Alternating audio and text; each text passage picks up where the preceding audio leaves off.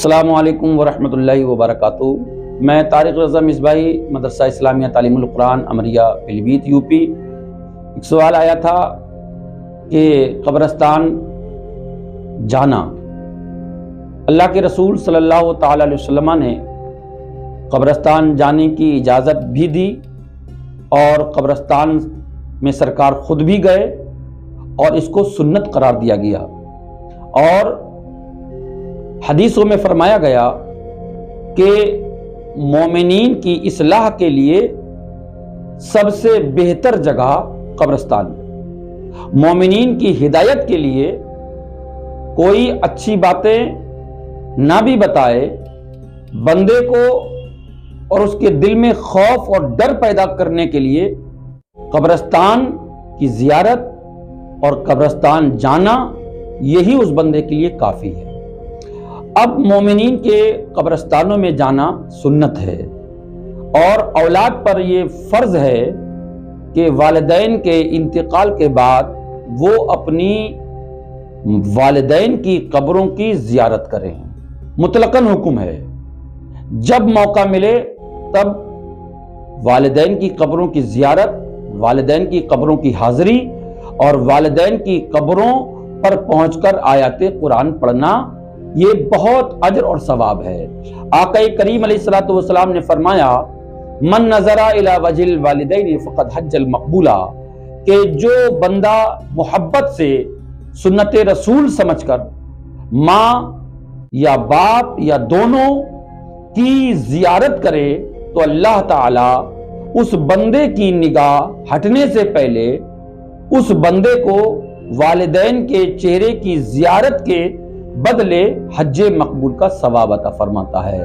आका करीम ने फरमाया, लोगों अपने वालिदैन की इताअत करो, खिदमत करो, उनकी जियारत करो, उनका दीदार करो।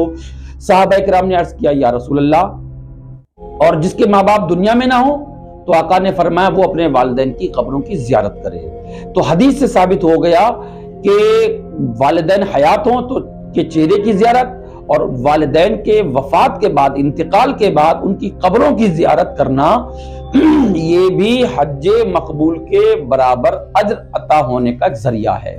अब हम लोग जाते हैं कब्रिस्तान, किस तरह से जाएं? तो बेहतर यह है कि मोमिनीन की कब्रों पर किसी चलने वाले जिंदा मुसलमान का कदम किसी मोमिन की कब्र पर ना पड़े। जूता चप्पल बाहर निकाल ले। और जाने में हदीस में फरमाया गया कि जुमेरात और जुमा, इन दिनों में वालिदैन या मोमिनीन के कब्रिस्तान जाना और अहले कबूर के लिए दुआए मग़फ़िरत करना, वालिदैन हो तो उनकी कब्रों पे हाजिर होना, ये बहुत अजर और सवाब का जरिया है।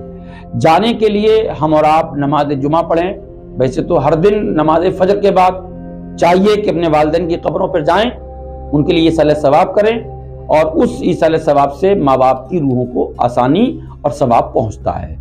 हम जाएं जुमा की नमाज पढ़ के तो जूते चप्पल बाहर निकालें और जैसे ही कब्रिस्तान के दरवाजे पे पहुंचें तो सबसे पहले हदीस में फरमाया गया, अल्लाह के रसूल ने फरमाया कि जब तुम मोमिनीन के कब्रिस्तानों से गुजरो तो उन कब्र वालों को सलाम करो। हदीस से सही में ये साबित है। अब हम जब दाखिल हों या वहां से गुजरें तो हम पर लाजिम हम कहें, अस्सलामु अलैकुम या अहलल कबूर या दयारिल मोमिनीन, ए कब्र वालो, अल्लाह की तुम्हारे ऊपर सलामती नाजिल हो। ये कहकर हम दाखिल हों और उतनी देर तक कलमा शरीफ, दुरूद पाक पढ़ते हुए आगे बढ़ें। और ये खास ख्याल रखें कि जूता चप्पल पहनकर अंदर दाखिल ना हो। और ये भी याद रखें कि किसी मोमिन की कब्र पर आपका पैर ना पड़ने पाए।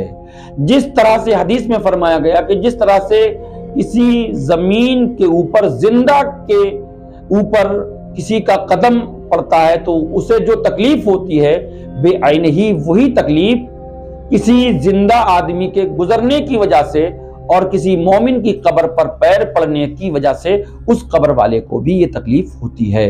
ये एहतराम मोमिन है, अजमत ईमान है, ये अजमत मुस्लिम है, ये एहतराम मुस्लिम की बुनियाद पर, एहतराम ईमान की बुनियाद पर अल्लाह के रसूल ने जिंदा मोमिन को भी इज्जत अता फरमाई और बादे मौत भी उसको ये इज्जो और शर्फ अता फरमाया कि जिंदा मुसलमान दूसरा मुसलमान किसी मुसलमान की कब्र पर पैर ना रखे।